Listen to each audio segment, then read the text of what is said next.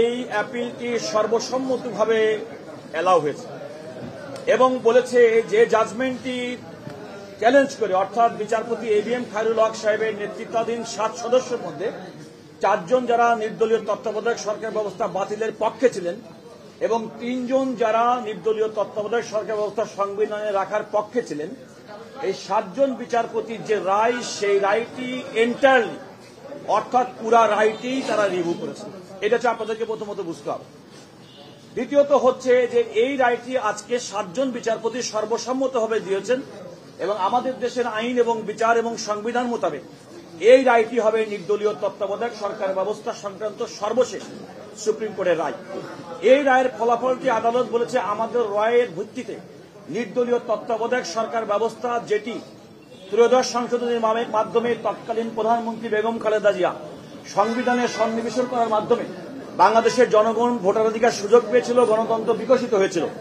যে অন্তর্বর্তীকালীন তত্ত্বাবধায়ক সরকার ব্যবস্থা সংবিধানে ফিরে আসার কারণে 1996 সালে এবং 2001 সালে মানুষ নির্বিঘ্নে ভোট দিতে পেরেছিল। যে নির্দলীয় তত্ত্বাবধায়ক সরকার ব্যবস্থার কিছুটা বিচ্যুতি সত্ত্বেও 2008 সালে বাংলাদেশের মানুষ ভোট দিতে পেরেছিল এবং নির্দলীয় তত্ত্বাবধায়ক সরকার ব্যবস্থা বিগত শেখ হাসিনার সরকার সংবিধানের ৫ম সংশোধনীর মাধ্যমে বিলুপ্ত করার মাধ্যমে আজকে বাংলাদেশের মানুষ আর ভোটাধিকারের সুযোগ পায়নি। বাংলাদেশে ইতিপূর্বে 154 জন সংসদ সদস্য বিনা প্রতিদ্বন্দ্বিতায় নির্বাচিত হয়েছে, দিনের ভোট রাতে হয়েছে এবং মানুষের 5%-এর বেশি মানুষ কোনোভাবে পার্লামেন্টের ভোটে অংশগ্রহণ করেনি। এমন একটি পরিস্থিতিতে আমরা প্রত্যাশা করি এই নির্দলীয় তত্ত্বাবধায়ক সরকার ব্যবস্থা সুপ্রিম কোর্টের আপিল বিভাগের আজকের রায়ে এটা ইমিডিয়েটলি এই সংবিধানে ফিরে এসেছে। আদালত বললেও আদালত কিন্তু বলেছে এর কার্যকারিতা প্রসপেক্টিভলি।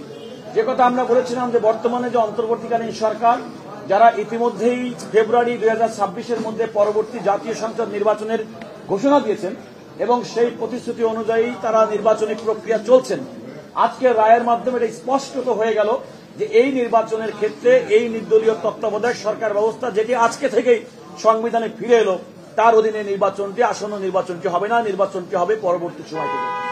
আমরা বিএনপির পক্ষ থেকে আগেই বলেছি, আমাদের লিড কাউন্সিলর জনাব জয়নুল আবেদিন এবং আমি ব্যারিস্টার রুহুল কুদ্দুস কাজল, আমরা দীর্ঘদিন পর্যন্ত শুনানি করেছি। আমরা আদালতকে দেখেছি এবং আদালত যেটা বলেছেন যে এই রায়টি কেন বাতিল করেছেন, আপনারা খেয়াল করে দেখবেন, error apparent on the face of record, এই রায়টা বিচারপতি এবিএম খায়রুল হক সাহেবের দেওয়া রায়টা কেন বাতিল হয়ে গেল। আদালত বললেন যে সুপ্রিম কোর্টের আপিল বিভাগের এবং আমাদের সংবিধানের 105 অনুচ্ছেদ অনুযায়ী আমাদের যে সংবিধানের সুপ্রিম কোর্টের যে রিভিউর যে ক্ষমতা, সেই ক্ষমতাটা তারা ব্যবহার করেছেন এবং দেখেছেন সেই রায়ের পরতে পরতে ভুল ছিল, অর্থাৎ টেন্টেড ছিল, tainted with the error apparent on the face of the record. এইটা আদালতের অবজারভেশন। আমরা বিএনপির পক্ষ থেকে মনে করি এই টেন্টেডটা বলেছে ওই যে প্রত্যেকটা ক্ষেত্রে আমরা যেমন বলেছি যে সংবিধানের বেসিক স্ট্রাকচার, আমরা বলেছি গণতন্ত্র সংবিধানের বেসিক স্ট্রাকচার, নির্দলীয় তত্ত্বাবধায়ক সরকার ব্যবস্থা জনগণের ভোটাধিকার সংবিধানের বেসিক স্ট্রাকচার, মৌলিক কাঠামো। এই মৌলিক কাঠামো পরিবর্তন করা যায় না এবং আমরা মনে করেছি নির্দলীয় তত্ত্বাবধায়ক সরকার ব্যবস্থার মাধ্যমে, সংবিধানের প্রবর্তনের মাধ্যমে মৌলিক যে কাঠামো, এই কাঠামোটা সুপ্রতিষ্ঠিত হয়েছে। সুতরাং রায়ের মাধ্যমে বাতিল করা এবং সাহায্য করা বলেছেন বিচারপতি এবিএম খায়রুল হক সাহেব রায়টি তার, আমরা আগেই বলেছি, তার ব্যক্তিগত ইচ্ছা এবং ব্যক্তিগত মতামতের প্রতিফলন ছাড়া আমরা এটাকে কোনো আইন আদালতের ভাষায় কোনো রায় কিংবা নজির হিসেবে আমরা গ্রহণ করি নাই। এই কারণে আমরা রিভিউ পিটিশন ফাইল করেছি। বিএনপি মহাসচিব জনাব মির্জা ফখরুল ইসলাম আলমগীর বিএনপির পক্ষে এই রিভিউ পিটিশনটি দায়ের করেছেন।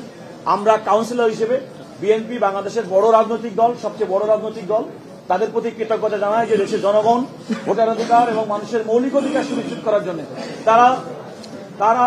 তারা সুপ্রিম কোর্টের আপিল বিভাগে আমার মনে হয় যে তারা এই রিভিউটি করেছেন। আরেকটি বিষয় বলতে চাই, এই প্রথম মনে হয় কোনো একটা রাজনৈতিক এবং কোনো একটা বিষয় যেটা সুপ্রিম কোর্টে গড়ালো এবং যে ক্ষেত্রে সমস্ত ব্যক্তি এবং রাজনৈতিক দলের ঐক্যমত্য প্রতিষ্ঠিত হয়েছে গণতন্ত্র ভোটাধিকার সুনিশ্চিত করার জন্য, এটা হচ্ছে সবচেয়ে বেস্ট মেকানিজম। আমরা আমাদের পক্ষ থেকে যারা সহযোগিতা করেছেন, সাংবাদিক বন্ধু, আপনাদেরকে ধন্যবাদ জানাই। রায়টা একটু বলেন, আমি একটু লাইভে আছি।